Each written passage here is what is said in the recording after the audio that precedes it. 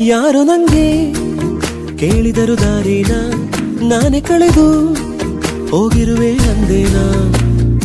ಎಡವಿದ ಕಲ್ಲಿನಲು ಅವಳನೆ ಕಾಣುವೇನ ಹೋರಾದಿಯಂದು ಬಾಲ್ಯದಲ್ಲಿ ಹಿಡಿದಂತ ಮೊಗಲ ಚೆಟ್ಟೆಯಲ್ಲಿ ಪಡೆದಂತ ಸಂತಸ ಇಂದು ಮತ್ತೆ ನನಗಿಲ್ಲಿ ಸಲುಗೆ ಸಲುಗೆ ಸ್ನೇಹ ಸಲುಗೆ ಒಲವ ಕಡೆಗೆ ನಡೆವ ಘಳಿಗೆ ಎದೆಯೊಳಗೊಂದು ಮೌನ